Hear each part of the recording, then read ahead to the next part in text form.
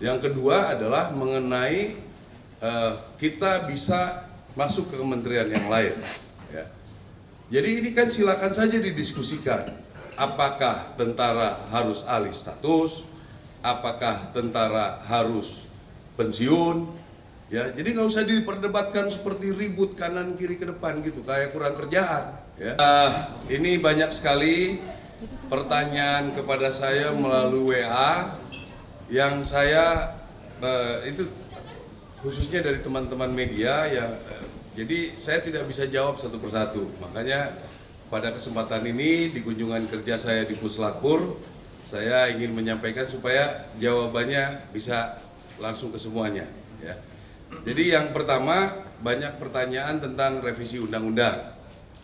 Saya juga bingung kenapa DIM-nya sudah berulang kali disampaikan oleh DPR belum sampai di sana, orang sudah pada ribut. Ada beginilah, begana lagi. Saya saja baru kemarin saya baru dapat. Ya, orang ini sudah ribut kemana-mana. Ya. Yang dipersoalkan, ya bukan yang dipersoalkan ada 2 undang-undang akan direvisi, yaitu tentang umur. Saya kira tidak perlu terlalu banyak dipermasalahkan. Silakan saja nanti kebijakan negara, bagaimana nanti kemampuan keuangan, bagaimana nanti kita diskusi jabatan di ketentaraan dan lain sebagainya. Setelah kita menyampaikan DIM, diskusi akan dilaksanakan besok. Yang kedua adalah mengenai kita bisa masuk ke kementerian yang lain. Ya. Jadi ini kan silakan saja didiskusikan. Apakah tentara harus alih status? Apakah tentara harus pensiun? Ya, jadi nggak usah diperdebatkan seperti ribut kanan kiri ke depan gitu, kayak kurang kerjaan. Ya, nanti kan ada forumnya, kita bisa diskusikan. Kalau nanti keputusannya dari itu seperti itu, ya kami ikut. Kami TNI, Angkatan Darat khususnya, kami akan loyal 100% dengan keputusan. Jadi nggak usah rame bikin ribut di media segala macam ini ya. Ini itu orde barulah, tentara dibilang hanya coba bisa membunuh dan dibunuh. Ini menurut saya otak-otak seperti ini kampungan menurut saya ya. Dibilangnya kalau tentara masuk ke KL, kasihan yang pembinaan karir. Ini orang waktu ada salah satu institusi masuk ke seluruh kementerian, nggak ribut ini orang. Apakah dia bekerja di institusi itu? Nah ini perlu media-media juga tanggap seperti itu. Ya, kita nggak ribut kok, cuma karena bilang bisa di KL. Kami karena melihat anggota-anggota Angkatan Darat punya potensi. Ya, silakan diskusikan. Apakah kami boleh mendaftar?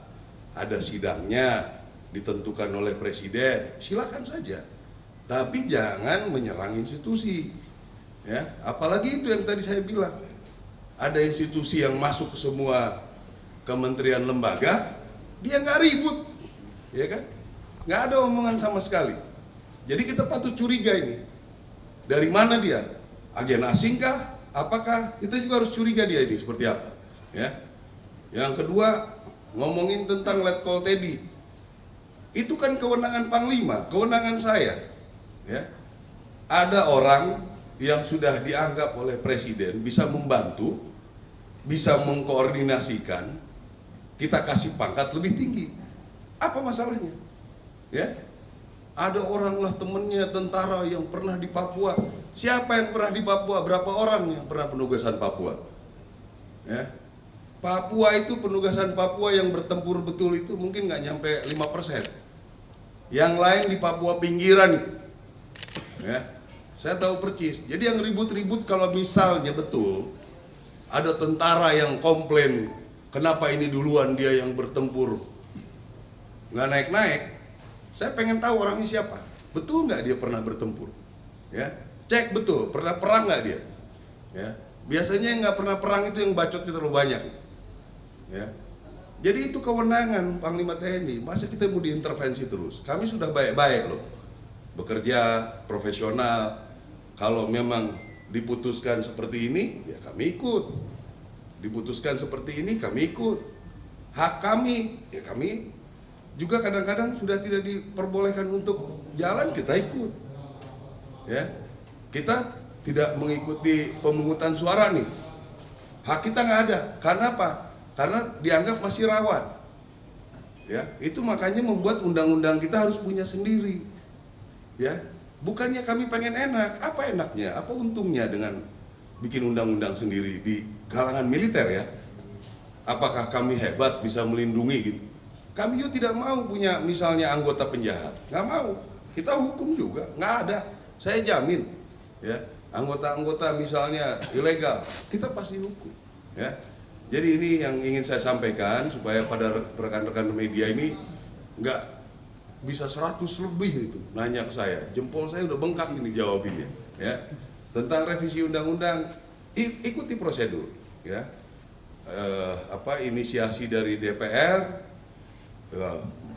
Kita memberikan DIM ya, daftar inventarisir masalah, diskusi dari segala bidang, kan udah dilaksanakan. Apapun keputusannya kami terima ya. Jadi nggak usah berpikir ke sana ke sini ke sana ke sini. Justru ini yang ribut-ribut ini, tolong rekan-rekan media telusuri dari mana nih orang-orang ya. Karena itu yang saya bilang, kenapa dia nggak ribut kemarin-kemarin? Kenapa tiba-tiba pas TNI mau masuk ribut? Ya, ini perlu diantisipasi juga seperti ini ya. Tentang Letkol Teddy, itu kemenangan karena beliau sudah setingkat Seskap, sudah ada perpresnya Seskap di bawah Sesmilpres, ya, udah jelas itu. Sesmilpres itu semua tentara, polisi ada di situ, tidak juga pangkat tetap nempel. Ya, ini perlu dijelaskan, mungkin banyak yang belum mengerti. Terus kalau misalnya beliau kita rekomendasikan, kita kasih penghargaan karena seorang mayor bisa membuat presiden nyaman, membuat presiden bisa mendampingi dengan baik. Apalah Letkol itu, ya. Saya jenderal pun belum tentu bisa memfasilitasi beliau bekerja dengan baik. Jadi kami berikan itu, gitu. Panglima TNI memberikan, saya ikut melanjutkan itu dengan hasil diskusi kami gitu ya. Jadi itu kira-kira ada pertanyaan, usul, saran. Herman Sayuran dari Tujuan Okuraya. Di sini ada yang selama ini bahwasanya dari Pindad maupun PT PAL itu komisarisnya otomatis dari Kasau sudah dari Dalam. Iya. Kira-kira seperti apa itu untuk berikutnya? Iya, karena ini secara turun-temurun sudah kami diwariskan karena dominan produksinya adalah untuk pertahanan, khususnya di darat, begitu. Kalau yang di laut PAL ya berarti Kasal, sehingga bisa terarah apa yang harus direncanakan, gitu loh. Akan lebih mudah kan kita ngontrolnya. Kini kita perlu senapan nih, kita perlu mobil nih, kita perlu apa lagi yang bisa dibuat di sana. Kira-kira begitu, ya. Ada lagi? Sudah, ya. Makasih Pak. Ada lagi? Ah, ini nih. Oh, mau duluan? Ya silakan. Ya. Ya, makanya belakangan dia. Baik, Jenderal izin perkenalkan nama saya Joni dari media Sumsel sendiri. Ya, Jenderal tadi kan Menteri ATR menyerahkan sertifikat tanah pada Jenderal. Terus yang kedua, ke depan ini seperti apa untuk tanah tersebut, dan di Aku Timur kan banyak tanah yang dikelola oleh masyarakat. Ya. Apa yang menjadi penyemangat bagi kita ini untuk mendukung program di pangan? Ya, jadi ini lahan ini sudah lama kita punya hak pakai.